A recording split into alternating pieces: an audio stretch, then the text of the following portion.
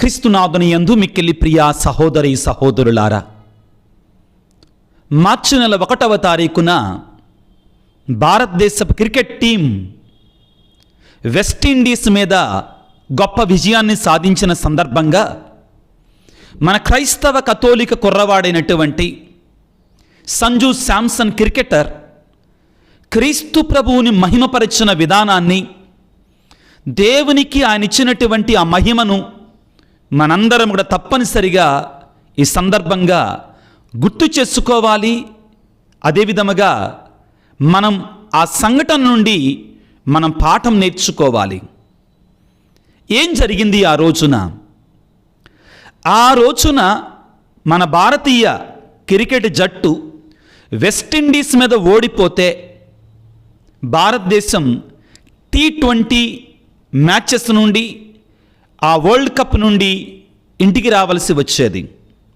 ఓడిపోవటం మాత్రమే కాదు, వర్షం పడి డ్రా అయినా కానీ వెస్టిండీస్కే బెటర్ రన్ రేటు ఉంది. అంతేకాకుండా మొదట ఆడినటువంటి వెస్టిండీస్ జట్టు కూడా 195 పరుగులు చాలా గొప్ప స్కోరే చేసింది. అయినా కానీ మొదటి బాలు ఆడింది, చివరి బాల్ ఆడింది, 97 పరుగులు చేసి నాట్అవుట్గా మిగిలింది మన క్రైస్తవ రోమన్ కథోలిక కుర్రవాడినటువంటి సంజు శాంసన్. అంతా బాగానే ఉంది. కానీ టీం గెలిచిన తర్వాత, అతను అజేయంగా 97 రన్స్ కొట్టి టీంని గెలిపించిన తర్వాత సంజు శాంసన్ దేవుని మహిమపరచిన విధానం మనందరికీ కూడా ఒక ఆదర్శంగా ఉండాలి, ఒక సుమాతృకగా ఉండాలి. ప్రియులకు దేవుని బిడ్డలారా, మొట్టమొదటిగా ఏం చేశాడు? ఆ చివరి షాట్ 4 కొట్టిన తర్వాత సంజు శాంసన్ మొదటిగా చేసింది, తన హెల్మెట్ తీసి తన యొక్క బ్యాటును పక్కన పెట్టి మోకరించి పిత పుత్ర పవిత్రాత్మ నామములో శిలువ గుర్తు వేసుకొని ఆకాశం వైపు చేతులు చాచి దేవునికి కృతజ్ఞతా స్తోత్రాలు తెలియజేశాడు. ప్రియులారా, ఇది ఒక బహిరంగ సాక్ష్యం అండి. ఇది ఒక బహిరంగ సాక్ష్యం. మనందరూ తెలుసండి, మనం భారతదేశంలో జీవిస్తున్నాం. ఒకవేళ అతను క్రైస్తవుడిగా క్రైస్తవ విశ్వాసాన్ని బయట పెడితే అతనికి అది మేలు చేయదండి, మనుషుల నుండి మేలు చేయదండి. ఎందుకంటే మనందరూ తెలుసండి, మన భారతదేశంలో ఎక్కువ క్రైస్తవులంటే కొన్ని చోట్ల, అన్ని చోట్ల కాకపోయినా కానీ ఒకలాంటి దూరంగా పెట్టేటువంటి ఆ యొక్క గుర్తులు మనకు తెలుస్తూ ఉన్నాయి. అయినా కానీ అందరి ముందు మోకరించి ఒక నమ్మకపాత్రమైనటువంటి కథోలిక యేసయ్య బిడ్డగా మోకరించి దేవునికి స్తోత్రాలు చెల్లించి పిత పుత్ర పవిత్రాత్మ నామంలో ఆయన సిలువ గుర్తు వేసుకున్నాడు. తద్వారా అతను ఒక నిక్కచ్చి అయినటువంటి రోమన్ కథోలిక విశ్వాసి అని చెప్పకనే చాటి చెప్పాడు. మీరు ఒకవేళ ఆయన మాట్లాడినట్టు ఇంటర్వ్యూ వీడియో చూస్తే తన మెడలో క్లియర్గా జపమాల మనకు కనబడుతుందండి. ఇదంతటిలో కూడా ముఖ్యంగా సంజు శాంసన్ నుంచి మనం నేర్చుకోవాల్సింది ఏమిటి అంటే, దేవుని మీద ఆధారపడటం. మనకు ఒక విజయం వచ్చినప్పుడు ఆ దేవునికి తప్పకుండా మరిచిపోకుండా స్తోత్రాలు చెల్లించటం, అదేవిధంగా ఆ దేవుని నామాన్ని ఘనపరచటం, మహిమపరచటం.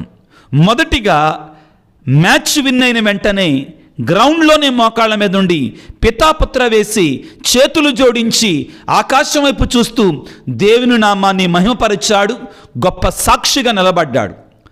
ఈ వీడియోస్ నేను షేర్ చేసినప్పుడు ఒకళ్ళిద్దరు కింద కామెంట్స్ పెట్టారు, ఎందుకంటే ఇట్లాంటి వీడియోస్ పెట్టడం అన్నారు. దానికి సమాధానంగా కొంతమంది ఏమన్నారంటే, అతను దేవుని ఘనపరుస్తున్నాడు, దేవుని మహిమపరుస్తున్నాడు, అందులో తప్పేముంది అలా చేయటంలో, ఆ వీడియో షేర్ చేయటంలో అని చెప్పటం జరిగింది. రెండవది ప్రియులారా, సంజు శాంసన్ అక్కడతోటి ఆగల. ఆ తరువాత మీరు ఇంకా వీడియోస్ చూస్తే తన గదిలోనికి వెళ్ళి మొట్టమొదటిగా తాను చేసింది ఏంటంటే, గ్లౌజులు తీసి మోకరించి చేతులు జోడించి వ్యక్తిగతంగా తన దేవునితో తాను మాట్లాడుకున్నాడు. దేవునికి కృతజ్ఞతా స్తోత్రాలు చెల్లించాడు, దేవునికి వందనాలు చెల్లించాడు. పిల్లారా, ఏదో బహిరంగంగా చెప్పటం మాత్రమే కాదు, 10 మంది ముందు మాత్రమే కనబడటం కాదండి. ఆ గదిలోకి వెళ్ళి తనను ఎవరన్నా ఫోటో తీస్తున్నారా, కెమెరా తీస్తున్నారా అతను పట్టించుకోలా. తాను మాత్రం వ్యక్తిగతంగా మూసిన తలుపుల మధ్యలో తాను మోకరించి ప్రార్థన చేయటం జరిగింది. మనం ఎలా కనపడిందంటే అవన్నీ గ్లాస్ డోర్స్ అండి. కాబట్టి ఆ గ్లాస్ డోర్లోంచి ఎవరో వీడియో తీశారు. అదే ఆ రోజు పెద్ద మ్యాచ్ను గెలిపించాడు కాబట్టి అక్కడున్న కెమెరాలన్నీ కూడా అతని వైపే చూపిస్తున్నాయి. ఆ గదిలోనికి వెళ్ళిన తర్వాత కూడా అతను మోకరించి దేవునికి నమ్మక పాత్రంగా స్తోత్రాలు చెల్లించటం. మూడవది ప్రియులకు దేవుని బిడ్డలారా, అతను మ్యాన్ ఆఫ్ ద మ్యాచ్గా అవార్డును అందుకున్నప్పుడు, అతను ఇంటర్వ్యూ చేసినప్పుడు అతను మాట్లాడిన విధానం ప్రియులారా చాలా గొప్పగా మాట్లాడాడు. దేవునికి మహిమకరంగా మాట్లాడాడు. తన గొప్పని ఎక్కడా కూడా చూపించుకోలేదు ప్రియులారా. ఏమన్నాడు? నేను చాలా టెన్షన్ తోటి ఉన్నాను, చాలా ఒత్తిడితోటి ఉన్నాను, నా మీద నాకే నమ్మకము లేదు అన్నాడండి. I started doubting about my self అన్నాడండి ఇంగ్లీష్లో.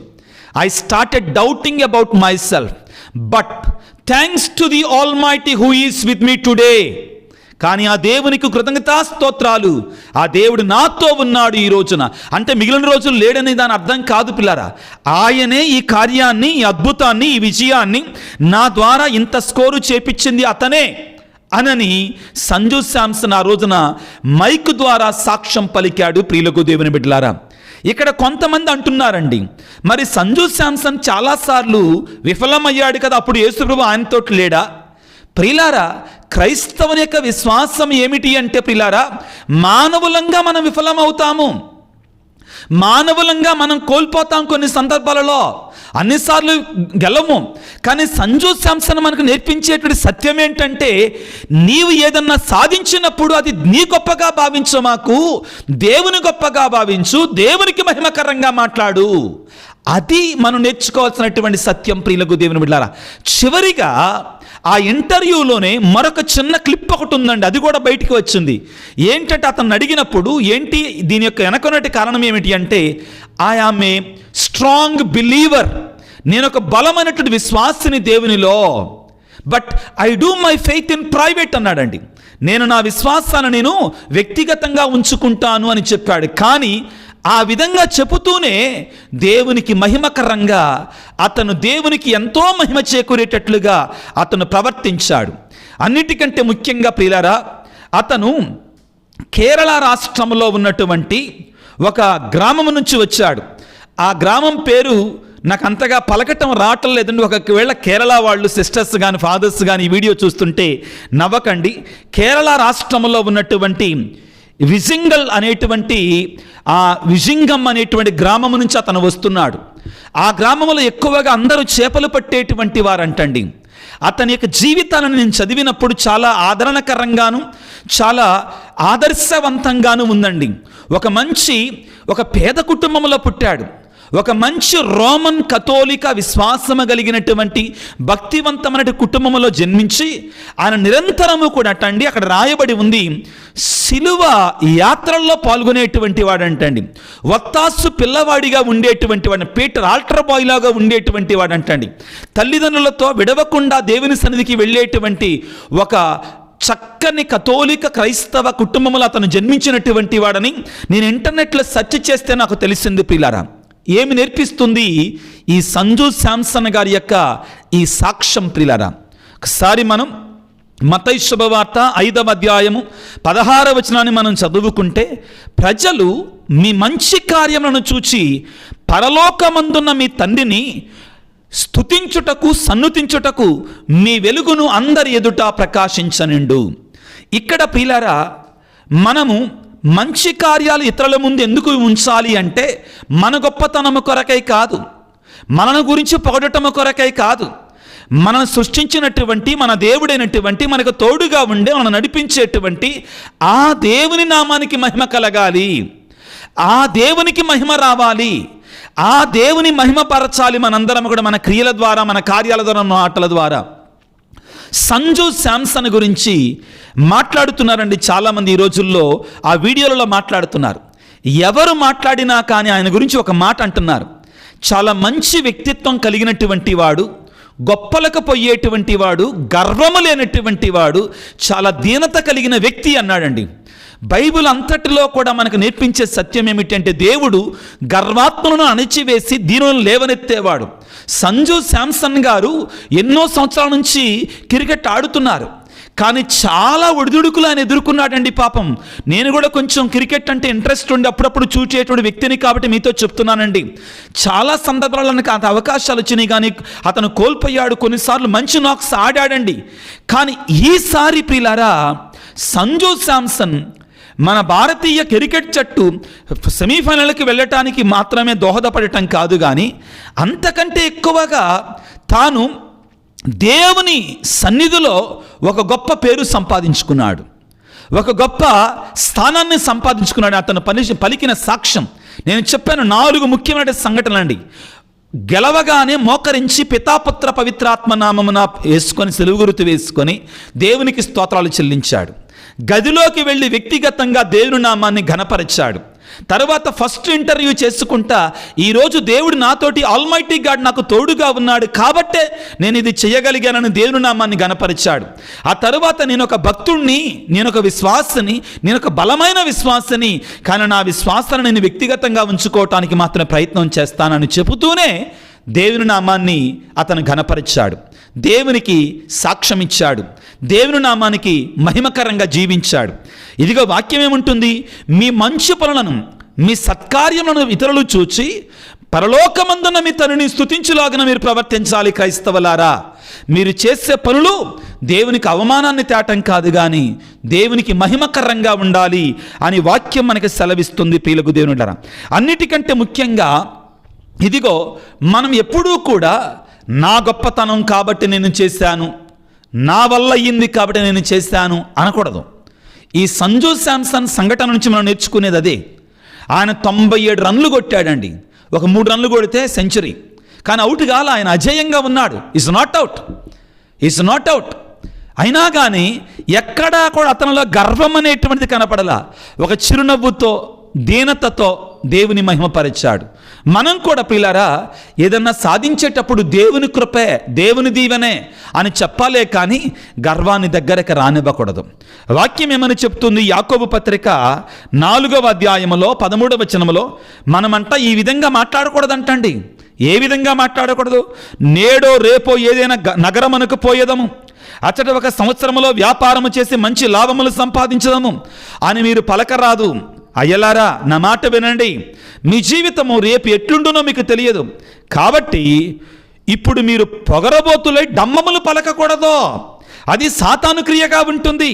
కనుక ప్రభువు అనుగ్రహిస్తే ఏదో ఒకటి చేస్తాం, ఆయన కృపను బట్టి ఏదో ఒకటి సాధిస్తాం అని దీనతతోటి దేవుని మీద ఆధారపడటం మనం నేర్చుకోవాలి.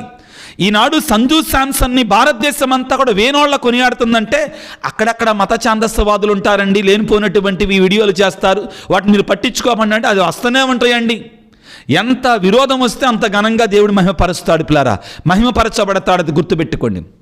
అయితే మనం చేయాల్సింది ఏంటంటే, ప్రభు అనుగ్రహించాడు కాబట్టి నేను ఇది చేయగలిగాను, ప్రభు యొక్క కృప ఉంది కాబట్టి నేను ఇది చేయగలిగాను అనే విషయాన్ని మనం ఎల్లప్పుడూ కూడా గుర్తు తెచ్చుకోవాలి.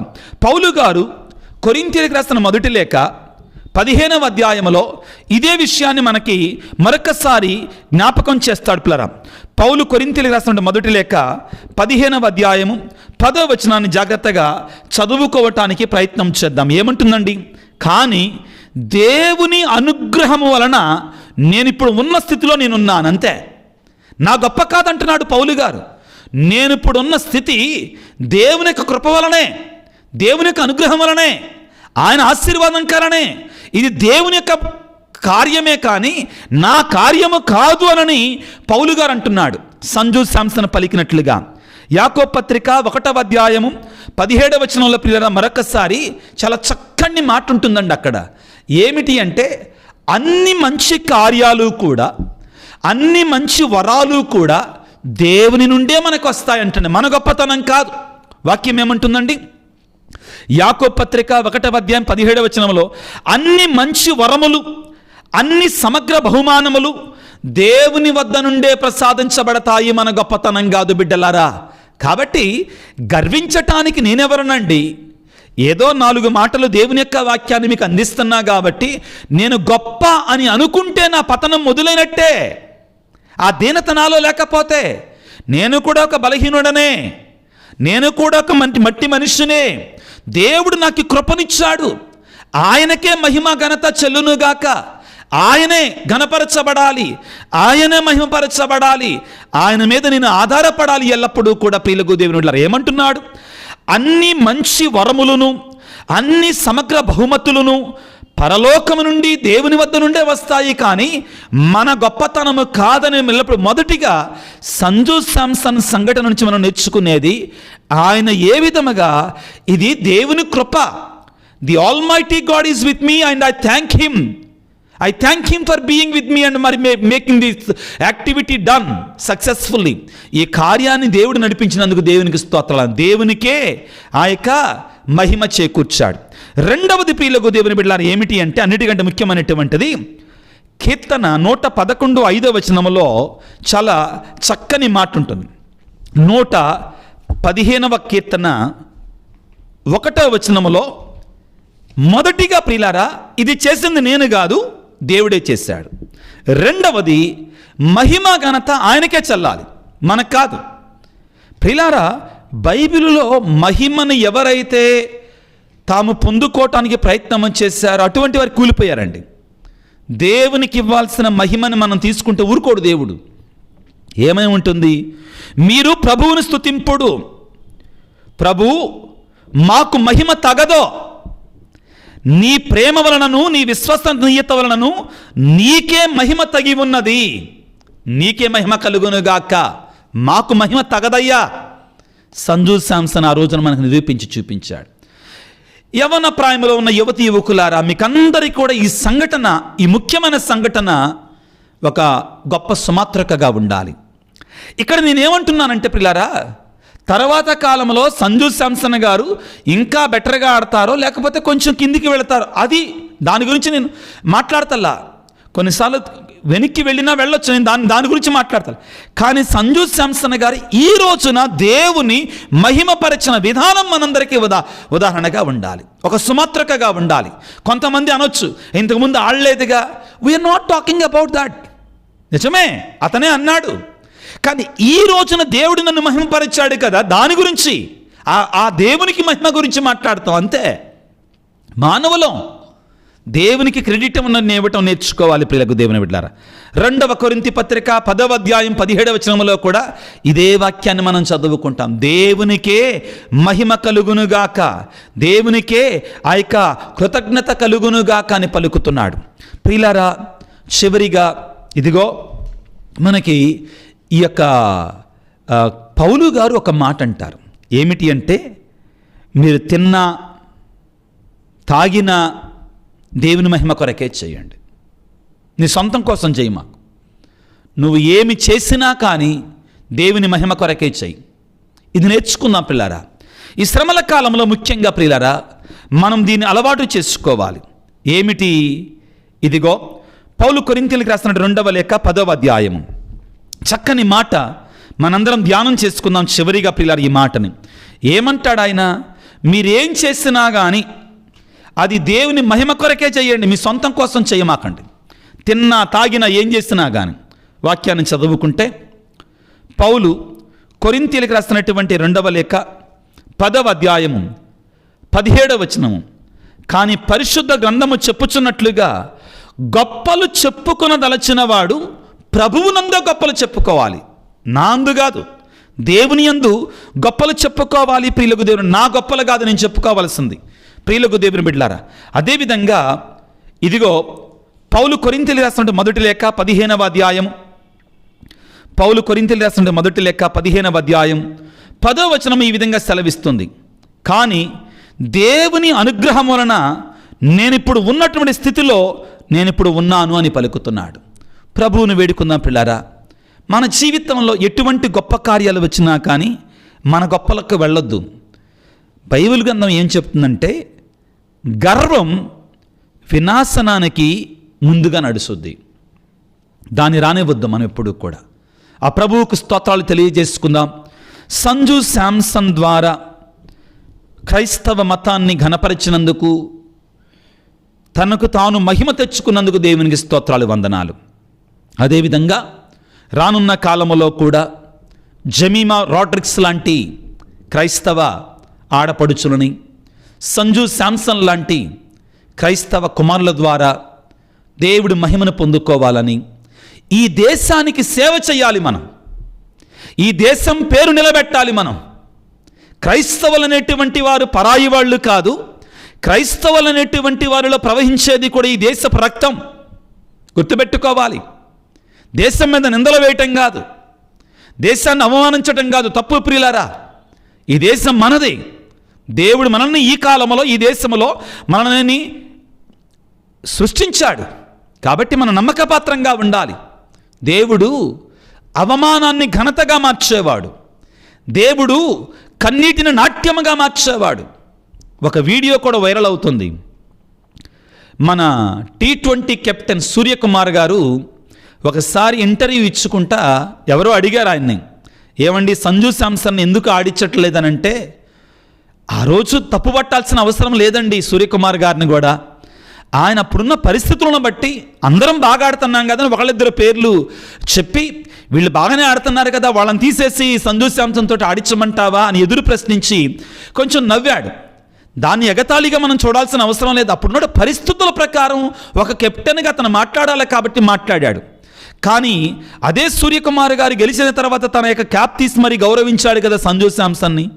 దాన్ని మనం విరోధిగా చూడకూడదండి.